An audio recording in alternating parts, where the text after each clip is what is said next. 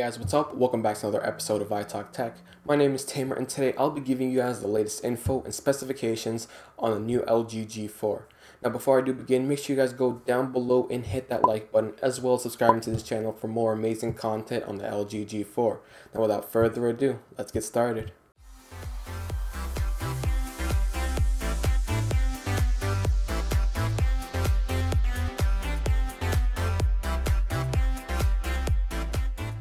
With the release date set for April 24th, LG will have to go big with this phone in order for it to compete with many other phones already on the market, like the Galaxy S6 and the HTC One M9. So first I'll talk a little bit about the design of the LG G4. So based on sources and leaks from people like EV-Leaks, we can expect the LG G4 to have a similar design to that of the G Flex 2. It looks like it's going to have a curved back to it, similar to that of the G Flex 2, as well as featuring a brushed metal looking plastic back. It seems like LG will be using the same self-healing plastic back that they had on the G Flex 2 on the LG G4, which is kind of disappointing since many other manufacturers are switching over to metal now. We can also assume that LG will have its similar placement of its buttons on the back as well. Alright, now let's talk a little bit about the screen of the LG G4. Recent reports from LG have claimed that the G4 will come packing with a 5.5-inch Quad HD display, meaning it's going to come at a resolution of 2560 by 1440, similar to that of the Galaxy S6. This means that the LG G4 will come with a pixel per inch density of 538, which is pretty outstanding. Now LG has touted in a recent press release that their display on the G4 will be better than any other display out on the market so far. They're claiming it's going to be much more color accurate, have a better contrast ratio, and will be much brighter, about 30% brighter than any of the other smartphones out in the market. So we have high hopes for this display. Alright, so it seems LG is in the same boat as Samsung and is worried about the Snapdragon 810 processor's overheating issue. So it seems like they're going to go back and they're going to use the Snapdragon 808 processor. Now this isn't a bad thing, but it doesn't look good on paper as it's basically downgrading, or it's an older model processor. As for the RAM on the LG G4, it's coming in with 3GB of RAM, but many reports have recently flooded in, saying that's going to come with 4GB of RAM, which should be great for multitasking.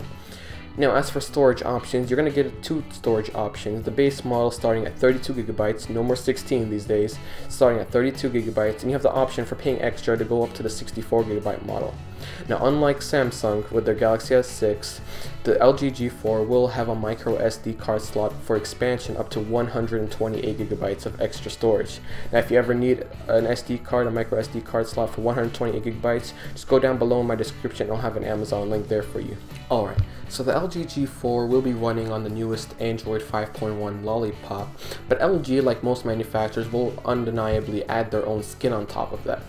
Now personally, I prefer LG's skin over anybody else's because it's simple, it's not too crowded, and it's pretty easy to navigate throughout, unlike TouchWiz on the other hand. Also, we can expect LG to add in some of its own software features, such as its famous NUT code. Alright, so now we're going to talk about the camera, as that's what a lot of people like to see in a good phone, is that it has a great camera. So looking toward the past, the LG G3 was a great camera phone. It took beautiful pictures and was just right. Now we also expect the same thing of the LG G4. So looking at the camera, the rear facing camera is a 16 megapixel shooter that has laser autofocus, it's got optical image stabilization, and it's got dual tone flash.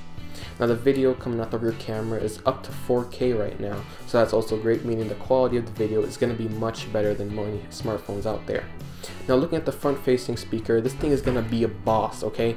It's 8 megapixels. 8, not 2, not 4, not 6, 8.